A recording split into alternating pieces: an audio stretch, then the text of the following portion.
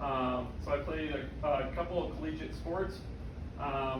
After college, I joined a Bravehearts wrestling club where I continued to wrestle because I love wrestling. I wrestled at the Bay State Summer Games in Boston. And if you guys aren't familiar with that, it's like a big, in New England, it's like a big wrestling, it's like a mini Olympics, basically. They have a bunch of different sports like fencing, swimming. It's like a huge fiasco as far, and it's always in the summertime. And there's a lot of big schools like MIT there and Penn State and stuff like that. So it's pretty exciting. And then, so my love for fitness today. So what I've been currently working towards and what I've worked on and achieved. So I'm certified under NASM, MPTI, CFSC, which is through Mike Boyles, who is a big strength and conditioning coach in Massachusetts, and then precision nutrition. I placed second place in classic physique and men's physique at the Jay Cutler Classic in Boston in 2019, becoming nationally qualified in bodybuilding. I'm currently aiming to compete in amateur powerlifting, and my big pet peeve is I love to continue to learn from people that have done it themselves. I'm a huge advocate of, I want to learn from the guys that have benched 600 pounds, not the guys that know all the stuff in the book. I'm a big believer in practice what you preach. Okay, enough about me. So the knowledge that you're going to learn today is why and how is using barbell training beneficial to you, how to cue yourself through a SBD or squat bench deadlift, different variations and assistance exercises for the squat bench deadlift, different movements for the squat bench deadlifts like supplemental exercises, which I'll get to in a second, a mobility and warm-up routine for each one, and then breaking up a workout. So I'm going to actually teach you guys how to break up a workout yourself, because I know a couple of you guys are SGT goers and you don't work private training.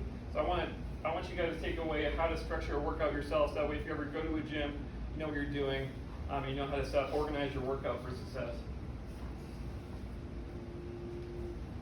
So we're going to kind of dabble a little bit into programming, not too in depth, but just enough to give you guys a basic understanding. So what are the benefits of barbell-based movements? So a lot of us use dumbbells and kettlebells, which are awesome, but at some point you're going to plateau. And that's where barbell comes into play. So the barbell, you're going to be able to load a lot more weight. But before you get to the barbell, I think it's always important to be safe and train smart. So I always start beginners off with dumbbells until they get to a certain level of experience. Once they get to more of the intermediate stage, that's when I have them learn more about how to use a barbell. I think the dumbbells have a place as far as stabilization and building those little stabilizer muscles and little intrinsic muscles.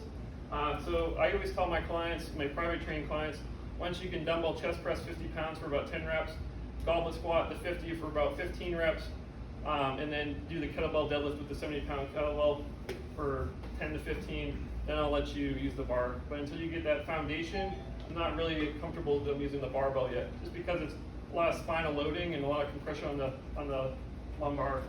So, Kayla, you're late. I know. I literally just started you at So, on to the next point. So, able to load more weight. So that's what I mentioned before. That's actually going to lead to a higher metabolism because you're going to be able to build more muscle because you're adding more load to the bar, causing your body to need that anatomical adaptation to build bigger muscle.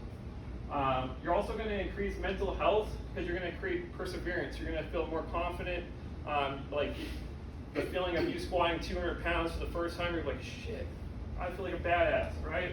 So you're going to create a lot more mental health and more confidence, and you're also going to increase more overall bone density and prevent bone loss, okay? Just like dumbbells, barbells can actually be a great movements for strengthening posture and then also leading to injury prevention. So there's a lot of good benefits to using a bar other than just lifting a lot of weight. So. All right, so this is where I would start writing stuff down. So this is stuff that I learned outside of the classroom. This is stuff that I had to pick apart and learn from the best of the best in the industry. A lot of the best trained coaches in the world, this is how they set up their workouts. So you have every exercise needs to have a purpose, right? So everything you do in a workout needs to have a reason of why you're doing it, okay? If I go to a strength coach or a personal trainer, they should tell me why they're doing each exercise and why it's in that order of operation, okay? The decision should always be around the improving weaknesses, okay? So every exercise needs to work on something, and you should have the whole workout built around improving what that weakness is, and we're going to get to that in a second, all right? So you have your main lift, which is going to be your heaviest lift, and the most effort's going to go towards it. So that could be, for most programs, that's going to be your standard competition lift, which is squat, bench, and deadlift. For other programs, it might be a variation of that, and we'll get to that in a second.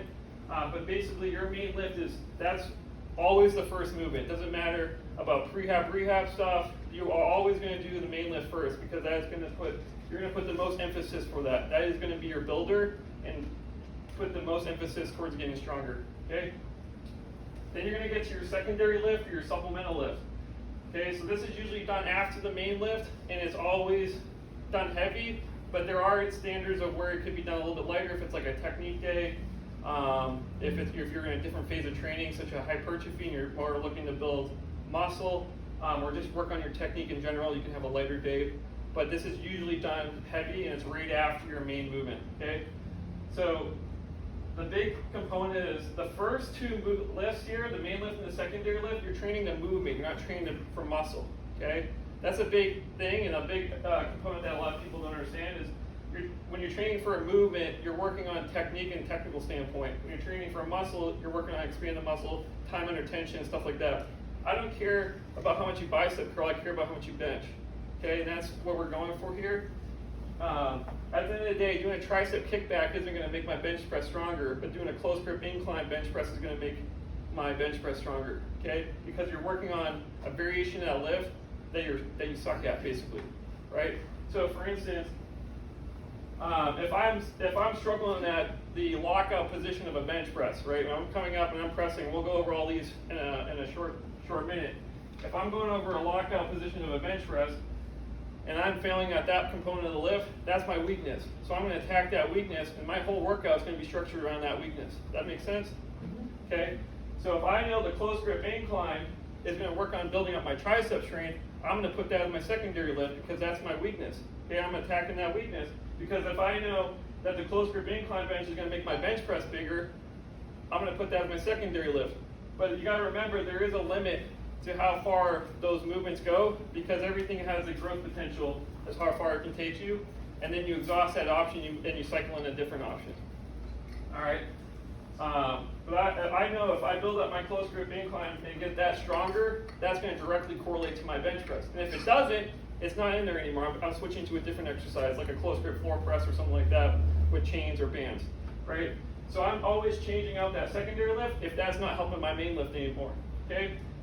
There are periods of training where the secondary lift can actually go in place of the main lift as well. So if you have an off day, like a second bench day, I could put a secondary lift in its place as my main lift, like a 2-board bench press or something like that, because I know again that 2-board bench press is going to build up my bigger bench press. All right. Now here we go to the assistance and the accessory movements. Okay, the accessory movements are going to be more pump work or bodybuilding. So that's where you're going to go more time under tension. We're not training the movement anymore, we're training the muscle. So this is always going to keep things in balance, and it's always going to work towards the main lift and the supplemental lift. Okay, so the supplemental lift works towards the main lift, and then the accessories work towards the supplemental lift and the main lift. Okay, so this is basically to keep your joints from getting injured, your tendons, ligaments, because you're building the muscle now. We're not trying to optimize the movement and shorten the range of motion, stuff like that. We're actually training the muscle in a full range of motion to build the muscle now. Okay, so this, like I said earlier, I don't care how much you bicep curl, I just care about you building the muscle of the bicep. So I want you to go slow, time under tension. I don't care about you just moving the weight anymore. I care about you moving optimally to build muscle. Okay, so that's where the accessory movements come in. So an example of that could be like a rolling tricep extension, bicep curls, tricep extensions, tricep kickbacks, stuff like that, lunges. And then we have the last component, which is prehab rehab. So these are the movements that basically keep us healthy and functional, things that we have to do, it's boring, like face pulls, external rotations, things to prevent injuries from happening or to work on a pre-existing injury that your physical therapist gave you. So this is going to be more like doing face pulls, sled drags, not the really exciting things that you want to do, but it keeps your knees healthy and it's your conditioning components, corrective exercises, mobility, stuff like that. So does anyone have any questions so far on any of that stuff? Did we all write it down? Or can I move on? Can you send the slides out? Yeah, I can do that. Then you won't need me as a coach anymore.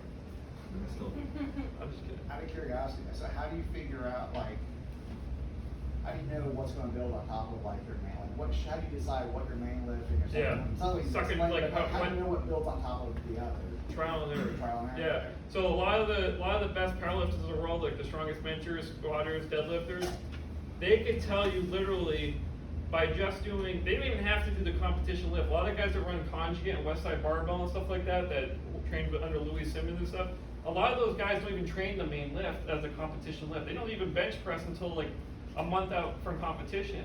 They'll do close grip incline as their main lift, and then they'll do like a dip, like a accessory as their secondary lift, right? So that's where it gets a little tricky, right? And that's where it's more experience. I'm trying to dumb it down and make it in layman terms as easy as possible. Sure. But they could literally tell you the percentage of what their close grip is in correlation to their bench press. Okay. So if they knew if their close grip was going up, that bench press is going up no matter what, because that close grip correlates to the bench press for that person. Everyone's different. And they knew that, like, say if they did like a JM press, that the JM press is going to build up the close grip incline bench press. And it all kind of correlates, but you don't really know it until you try it, and it's trial and error. Okay. So that's kind of where it gets a little dicey, is you have to kind of figure out what works for you and where your weak point is. Because your weak point might not be the lockout, it might be off the chest. So you might have to do long count pause benching or spot presses rather than lockout strength. Okay. So that's where kind of a good coach comes into play, because they can figure out, okay, where do you suck at, Gotcha. right? What about the warm-up before the main lift? I know occasionally when I lift with you, you have me do the pull parts with the Yeah. rubber bands. Yeah, we're Is gonna that do that something we need to second. vary, or that's your good? Yeah, so that was more just to kind of warm up the joints. That could also fall into the prehab rehab component. That's just to kind of warm up the shoulders and stuff like that. So put it into context for you, Brian, doing like the shoulder presses, that would be your secondary lift for the bench press. I just changed the plane about the plane a little bit. But the secondary lift is usually a variation of the main lift. You're just changing a variable of the main lift. So for instance, if you're doing a back squat, if you pause at the bottom, that's a secondary lift. You just change the component to make it harder and work on a weak spot of that lift. All right, Victor, this is where I'm going to need you. So a great bench press warm-up involves activating and warming up the shoulders, lats, pecs, and triceps. So here is kind of a little drill that I put together that you guys can try on your own sometime. So if you want to take a picture of it, or I can potentially send the slides up and stuff like that. Generally 2 to 3 sets of high reps. You're just trying to warm up the triceps, lats. You're not trying to pre-fatigue them. That's more in the bodybuilding spectrum of things.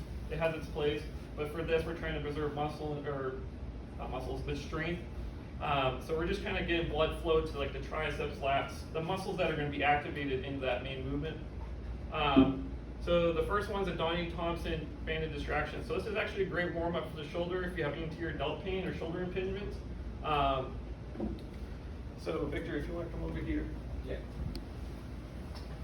And then just strap the band around your neck. So if you have shoulder pain, this is a great exercise to do before you bench, because it warms up the shoulder. So you always want the band angled down, because the whole point of this is you want to pull the shoulder into retraction and pull that scap down, because that's how you're going to set up on the bench press. Okay, so all he's going to do is he's going to bring the shoulder back, and then he's going to punch forward and activate that pec. Come back down. He's going to repeat that 10 times. Okay, so all he's doing is basically mimicking the bench press motion. Okay, now let's do around the world, so just do arm circles. Then he's going to go and do 10 arm circles, pen forward and the pen back. And all you have to do is one time 10 each, and your shoulder's warmed up, it's good to go. It doesn't take very long. And then we'll do the other side. And then he'll do the other side. Just do a couple on that side just so it's even.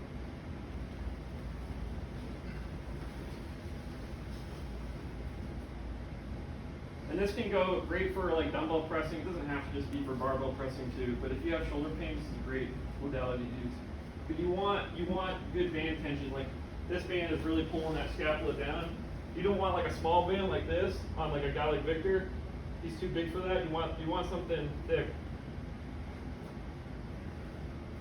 Now, if you're a female, you might be able to get away with a little bit lighter of a band, like a green band, but.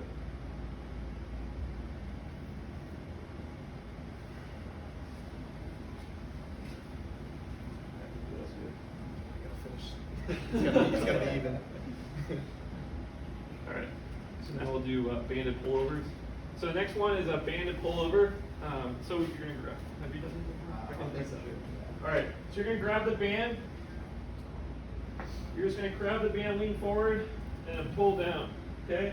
So all this is doing is activating the lats, because the lats play a huge role in bench pressing. It's your launch pad, right? So if you don't have, that's why they say a big back equals a big bench, because you want to have a big launch pad on the bench. It helps you keep everything nice and stable.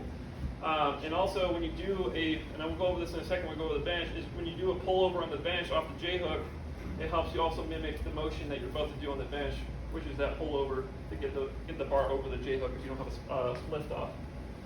The next one, Brian, this is actually the one I have you do. So we got pull aparts for external rotations.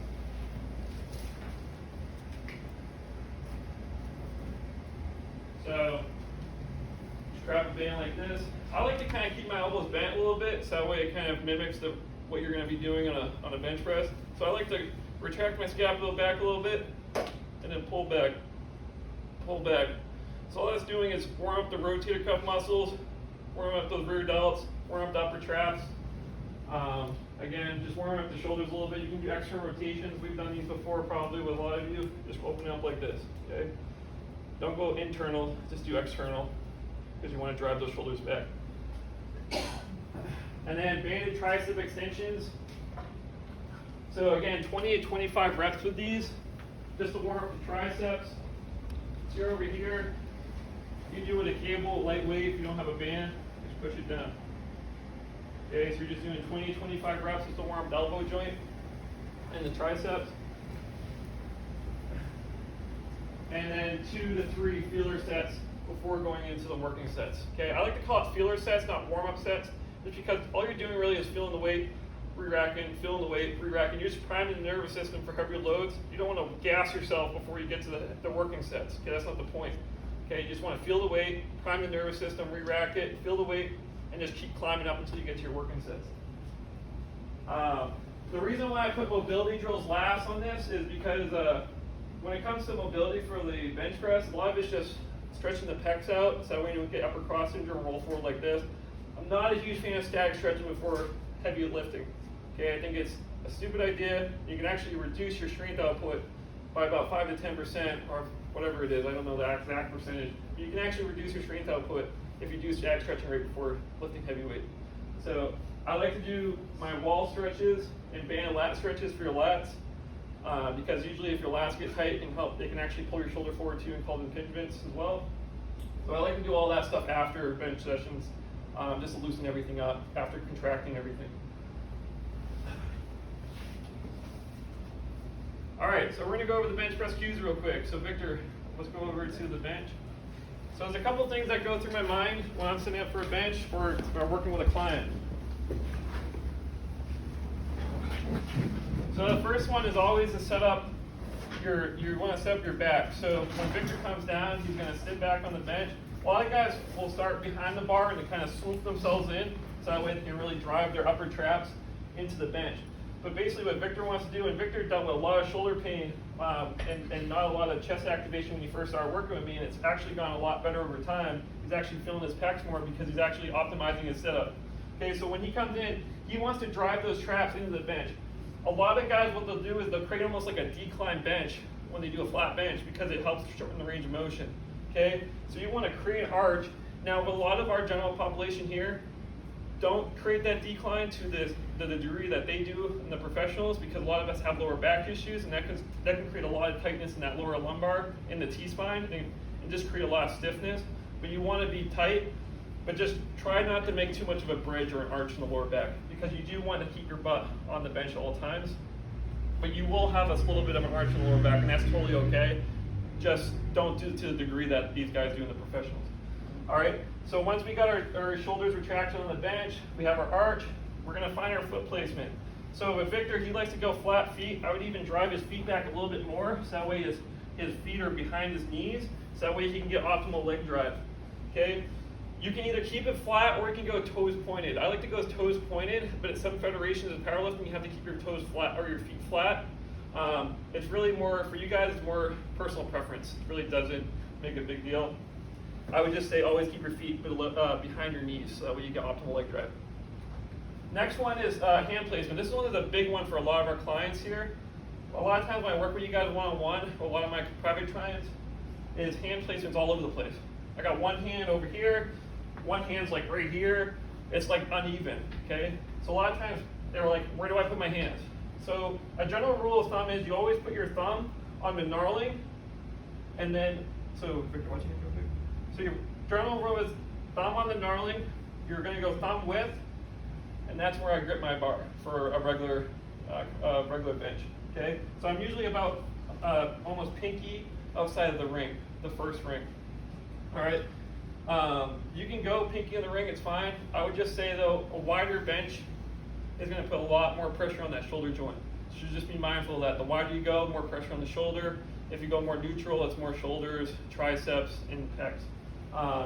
Now, close grip bench, you can always go like a little bit closer than that. So for most of us though, you find your thumb on the knurling, and then that's where you're gonna grab the bar. All right, so he's gonna come here. He's gonna find his hand position. You can do whatever you feel comfortable with here. Okay, so now you got your hand positioning. This is a big thing I always see a lot of people screw up too, is they cock their wrist back like this. Okay, so cock the wrist back, pretend like you know what you're doing. So he cocks his wrist back like that, okay? Just break every rule I've ever told him. So he cocks his wrist back like that. This is a big no-no, because now you're not stacking the joints properly, okay? So now you're not optimizing the lifts.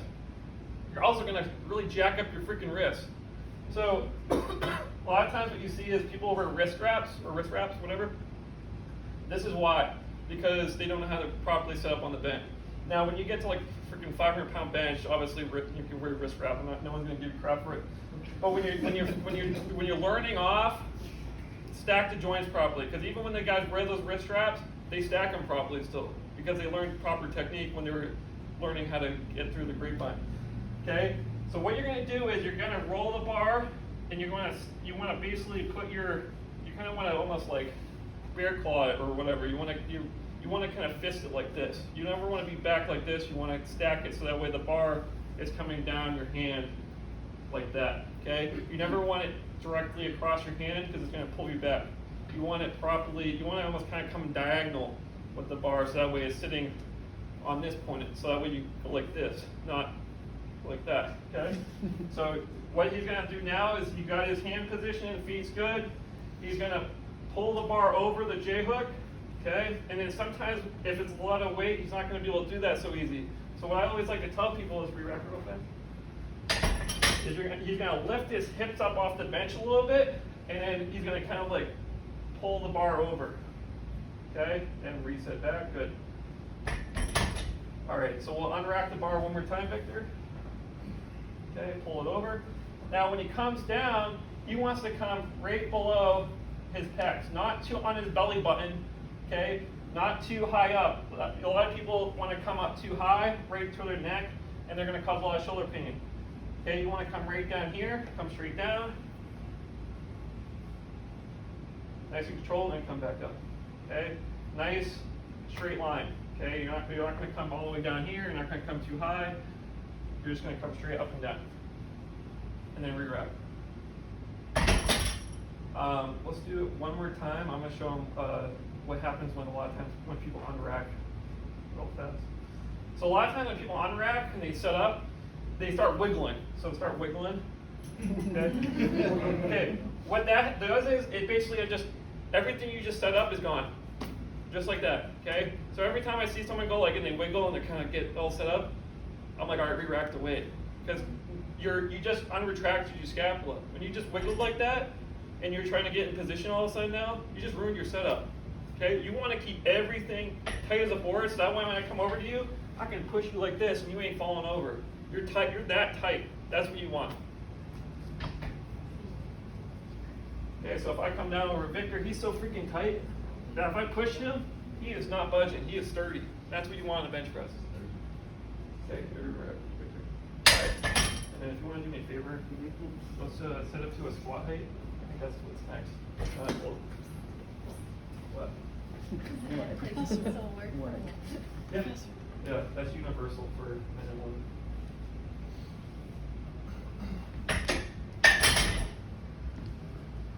Any questions on the bench press real quick before I move on? All right, so these are some of the, if you want to screenshot this one, we can go over this one next time, or whenever you guys have questions about it. These are all different variations of the secondary list. So you have long count pause benching, speed benching, squat press, pin press, board press, floor press, close grip bench press, wide grip bench press. Okay, these are all different variations. You can always feel free to come over to me anytime when I'm here, and we can go over a variation if you're interested in learning what that variation is. I'm not going to go through every single one of these because it just takes forever. And we still got 2 more movements to go through. Different assistance exercises just to kind of get your brain rolling with it. You got rolling tricep extensions, dips, dumbbell presses, front raises, rows, pull downs, overhead presses. Okay. Notice how dumbbell presses are on there. The reason why those are on there is because it's not a variation of the movement. You're using a completely different modality, so that becomes now an accessory movement because the bar is your main movement. You can't change the actual equipment. It doesn't work like that. Okay, so your dumbbell presses now become a accessory movement, and you do that for building muscle. Rehab. So you have shoulder stability work, like rotator cuff, lower traps, high rep band work for recovery on tendons and connective tissue, face pulls, sled work, and mobility. Okay, so that would fall along the lines of rehab. All right, so let's go over mobility and warm up for squat. So an example for a quick warm up before you start doing your mobility drills, I would suggest doing mobility work before you squat. This is one of the ones I would suggest doing it for.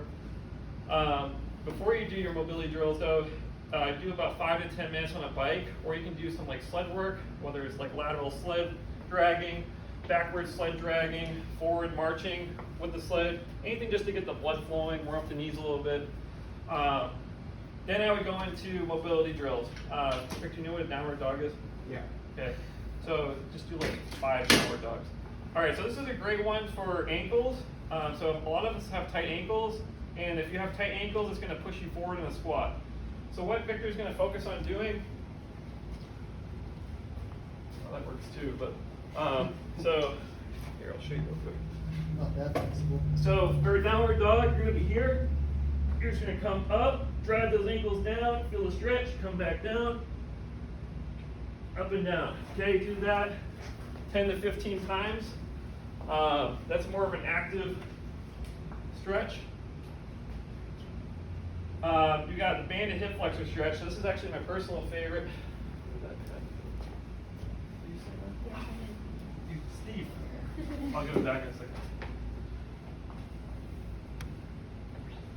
All right, so for the banded hip flexor stretch, I've shown you a couple of these to you guys, but so this one's really good, especially if you just want to stretch out your psoas, your hip flexors.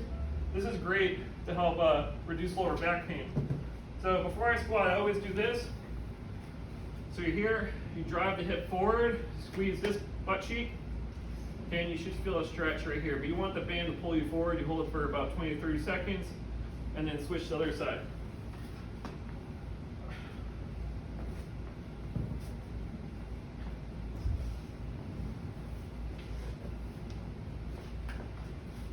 And then the next one is a 90-90 drill. Okay, so this one, you know how to do 90-90 drill?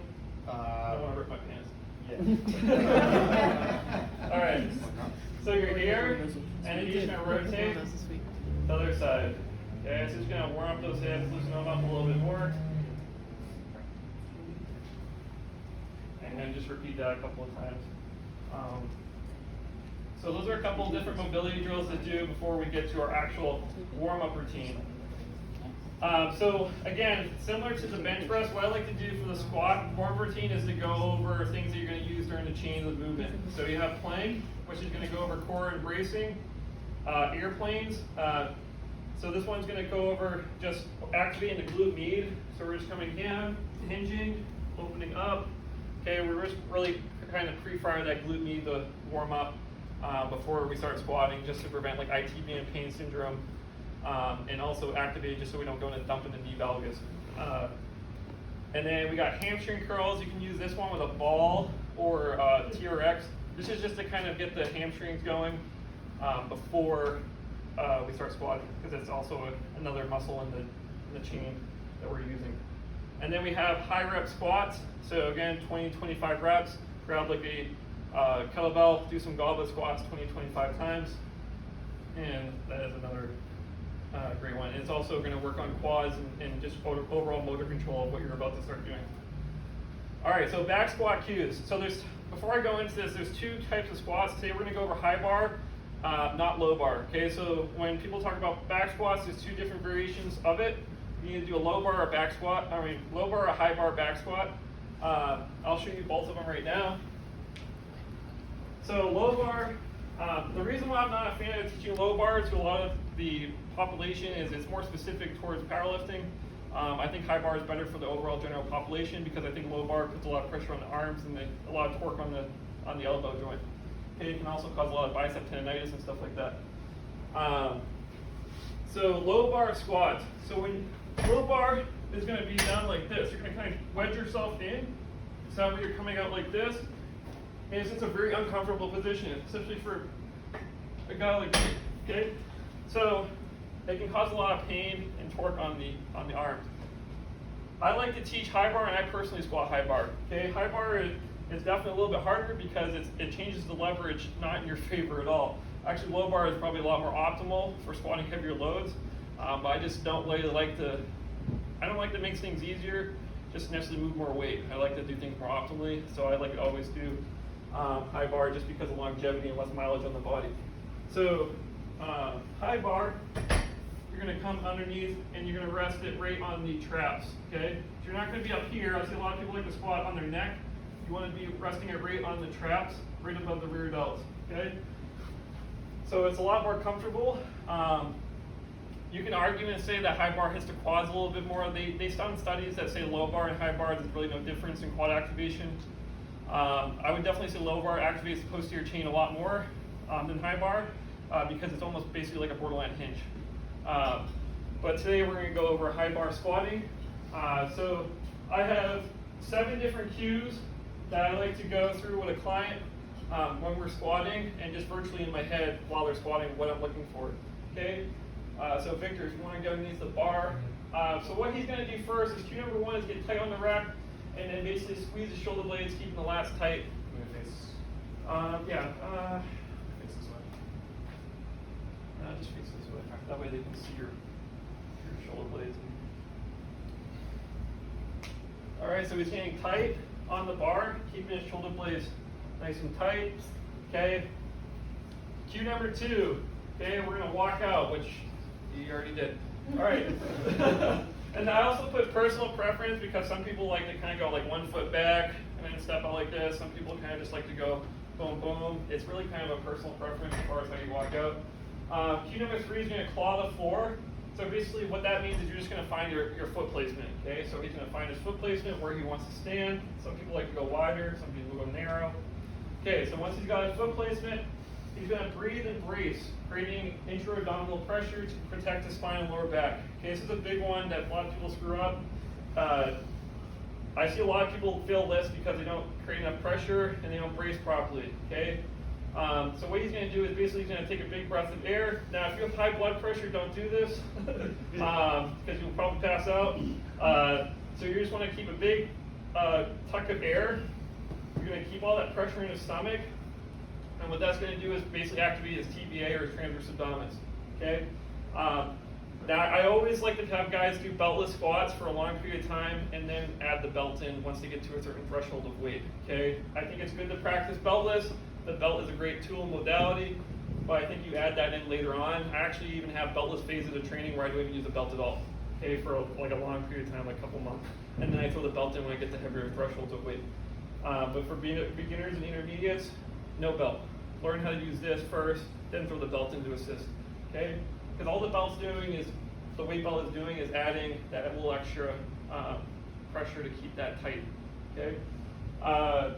Okay, cue number 5 is going to keep his ribs down, properly stacking the joints. It keeps his spine neutral. Okay, when we don't want is for him to lift up his chest like that and hyperextend his lower back. Okay, I want him to suck all this air, keep this tight. He's going to keep his ribs down, stacking the joints. Okay, always keep in mind of protecting the lower back. Next part is external rotating the femur. Okay, so he's gonna almost like want to pretend like he's pushing out like this, so that way he can get those glute medius firing. Okay, so that way when he comes down, his knees track properly over his feet. Okay. Last one, he's gonna crack at the hips and knees, and then drop the knees out, and then push for the floor. The big thing is we don't want knees to collapse in, causing valgus. So he wants to focus on keeping everything tight, and then explode back up. Okay, big breath.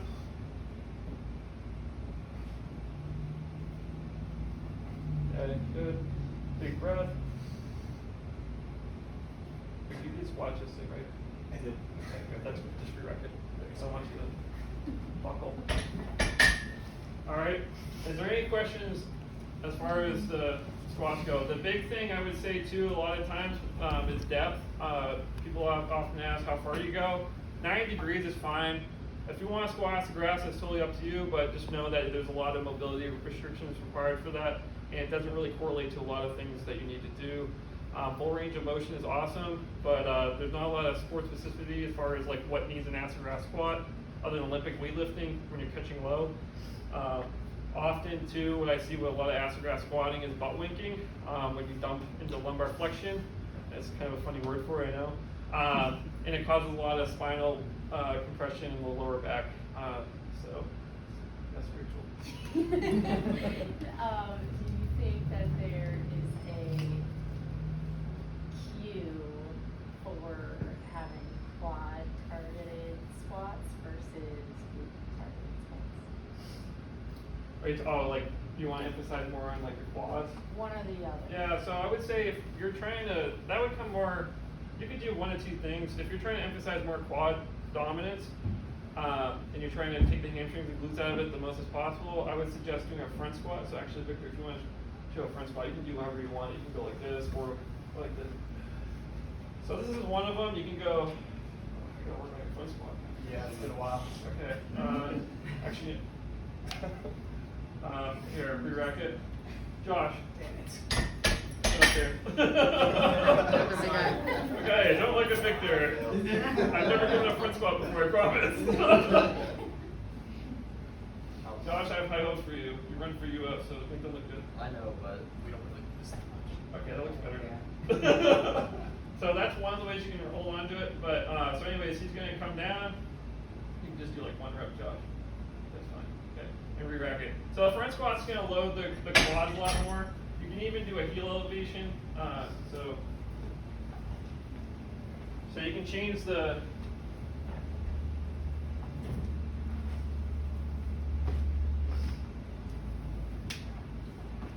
overall knee flexion of the movement. So you can go. So Josh, if you want to go front squat again. So this is going to be a lot of quad emphasis because now he's got his heel elevated, so it's more knee flexion, and it's also a front squat, which is also way more knee flexion than a back squat. So he's going to come down.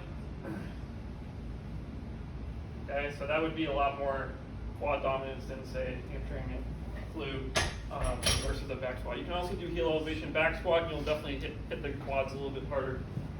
So that's what I would do on that. Thank you. All right, so again, here are some supplemental exercises. I also put mechanically similar movements because that's basically what it is. So you got front squat, which is what Josh just did, low bar or high bar, depending on what you are doing. So if you're low bar squatting, you might put high bar in as a variation just to work on different movements, or vice versa. If you're high bar squatter, you might throw low bar in there once in a while too. Safety bar squats, tempo squats, and then box squats, and then you have pause squats. So those are just different kinds of variations. So like pause squats is going to be great for if you're struggling out of the hole, so you're coming down and exploding up. So it's all about, yeah, it might be a lighter weight, but it's more about how well do you move out of the hole. So pause squats would be a good one if you're struggling out of the hole. If you're having a hard time keeping good upright positioning, you might do front squats for a little bit because it's working a lot more core stability and keeping that upright posture. And then you have assistance exercises or accessory exercises. So you have lunges, leg extensions, core stability work, leg press, split squats, hamstring-based movements, such like blue ham raises, Nordics, good morning, etc. Hip thrusts. And then you have prehab rehab. So for this one, so I put a lot of knees over toe guy stuff for this. I'm a big fan of Ben Patrick. He's done wonders for my knee. I had really bad patellotendinitis.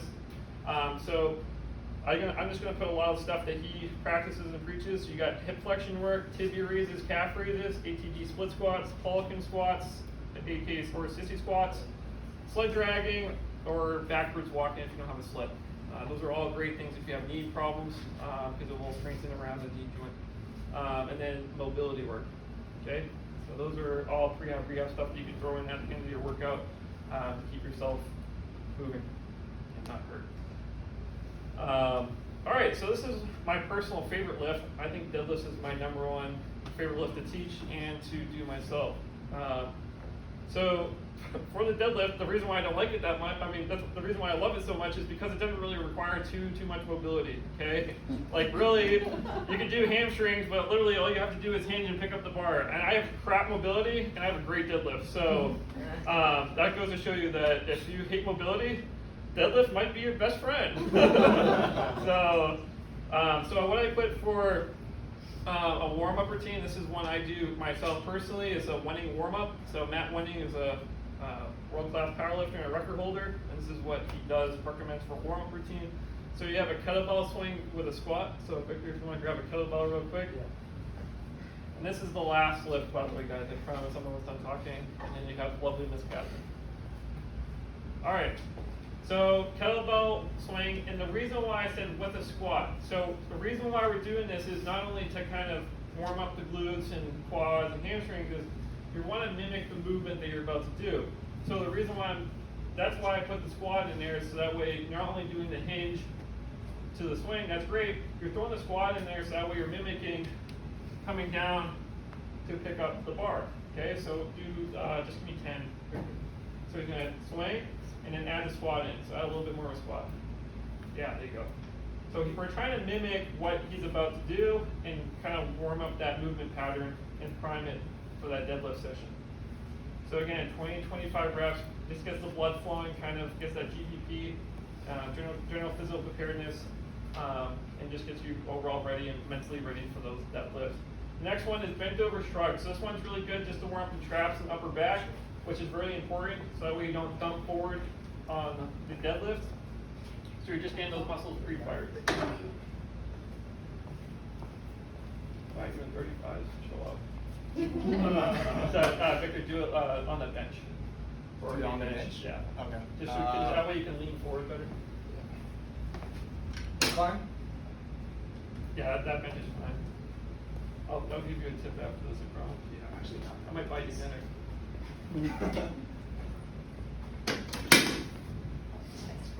Yeah, you can go like that. So I'm just gonna have you like sit down, lean forward, and just pull it up.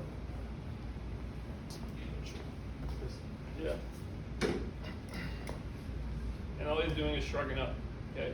So that's gonna get all these muscles pre-firing. So that way when he pulls for the deadlifts, the upper back is all ready to go, and that's really important. So that way you don't round forward in the upper back.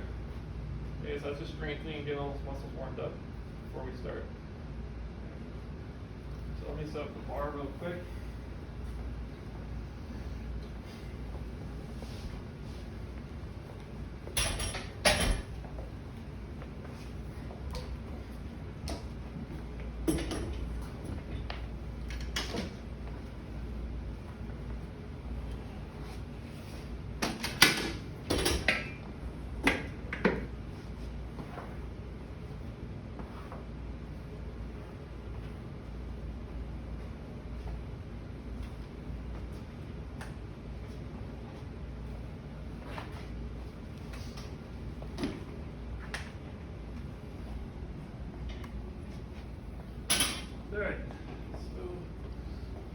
we have deadlift cues. So I have 8 cues for this one. All right, so it's more than just going up to the bar and gripping it and gripping it, or gripping and ripping.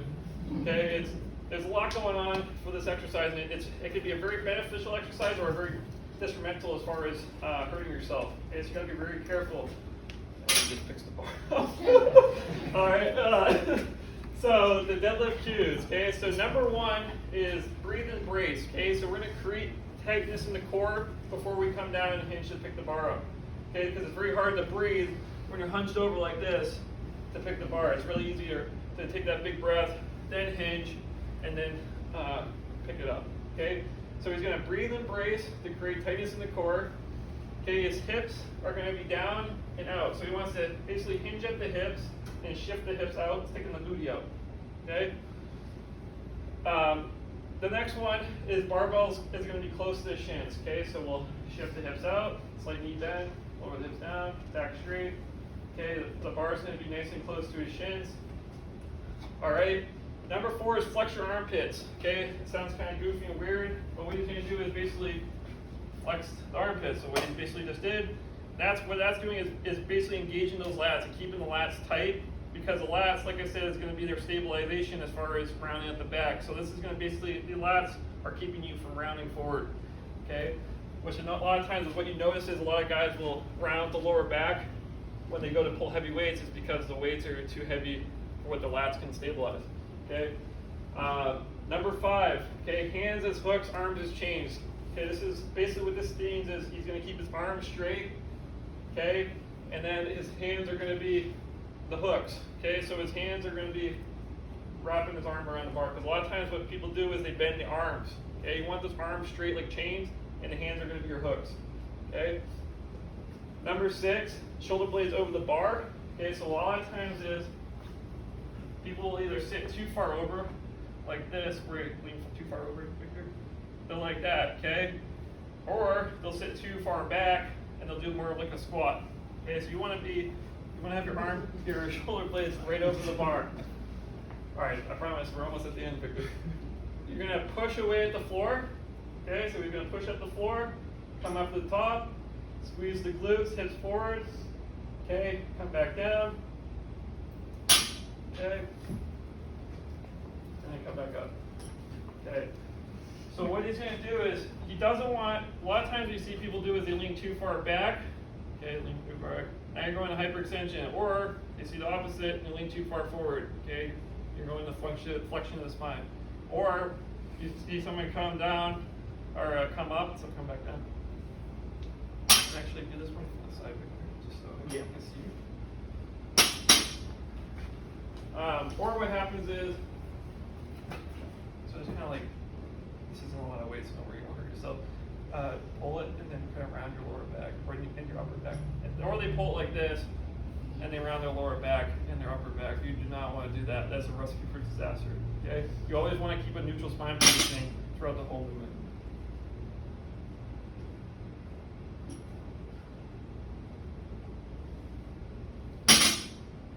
Okay. Any questions on it? Rachel?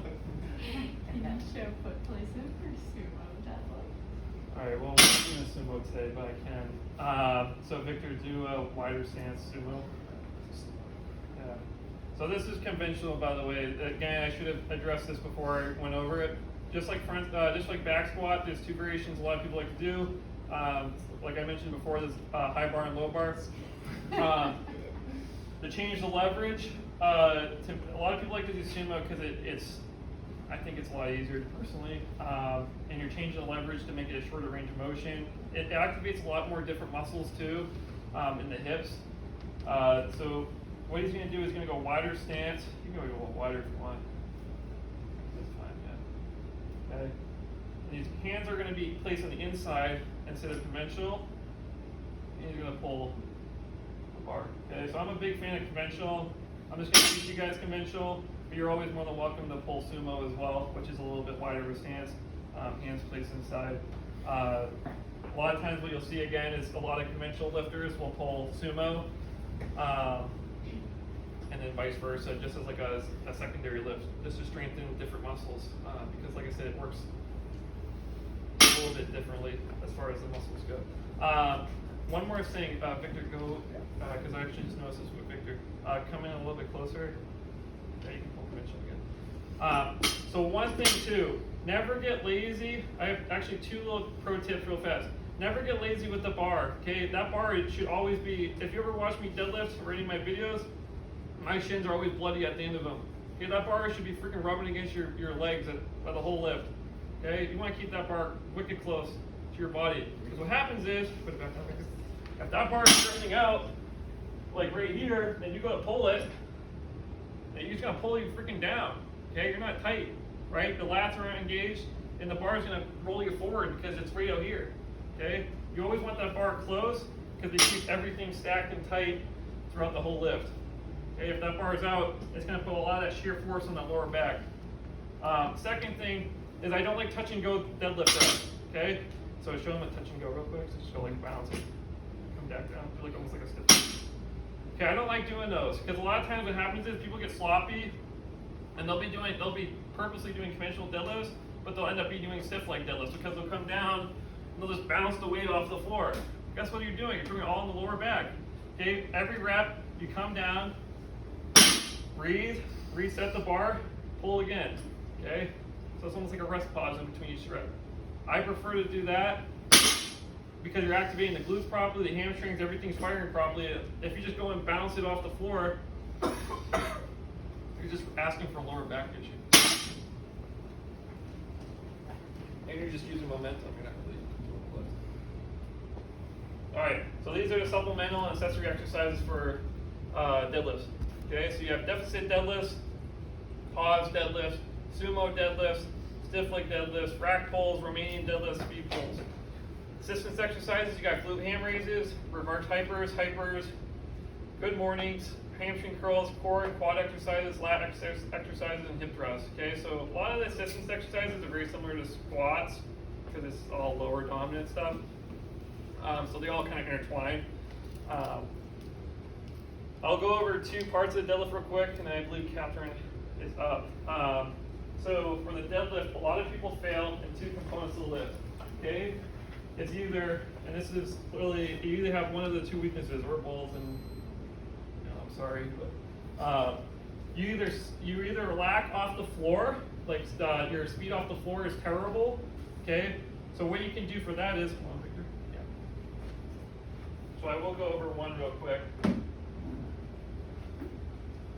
I'll go over 2 supplemental exercises real quick. So you can do, this is called deficit deadlift. Okay, so this is, I would not give this to a beginner client. Okay, this is more of an intermediate advanced movement. Okay, what we're doing basically is that we're changing, again, this is a secondary lift, so that we're changing a part of the leverage of the lift to make it harder. Okay, putting a lot more torque on the lower back, it's a longer range of motion, so that way when he goes to pull for the floor again, it is a lot faster because he's used to a longer range of motion, a longer lever. Okay. So we're going to pull the bar nice and close to the shins. So if you are terrible at speed off the floor and you want to get faster off the floor, this is a great tool to use. Okay, you're going to pull it and then come up and down. Now for this, since you're making the movement longer range of motion, lesser weight because it's a harder movement. You got longer range, it's a longer lever. Okay. Whereas if I did a rack pull, so we won't use the actual rack lift. I'll just show them with a basic rack. So we'll just put the bar on the rack real quick. Oh, I got you. I got you. All right. Probably got a little lower, but that's okay. All right. So a rack pull is basically you come to the rack. You're gonna unrack it. Stay up tall with it. Come back down. Obviously, it would be a little bit lower than this, but just for time's sake. And you can also use these straight bars, so that way there's a little bit more room. You just come up and down. So the rack pull would actually work on the lockout position of the deadlift. Okay, so a lot of times when you're coming up, this component, this is called a lockout. You're trying to lock the hips. Okay, a lot of people suffer at this motion because they have big glutes. Okay, if they're struggling with the lockout position, you want to do a rack pull. This is an overload exercise, it's shorter range of motion, so you go heavy as hell on this, okay? So just be mindful of that. Whatever you do for deficit is going to be lighter than what you normally do for off the floor. It's a higher range of motion, meaning lighter weight. So I don't want to see people come to me and be like, Chad, I did the same weight I normally do for my conventional deadlifts, but I did them on a deficit, and I hurt my lower back because I did a higher weight or the same weight on a deficit. Okay, you always go lighter on a deficit versus a normal off the floor. It's just it's a harder movement. It's a longer lever.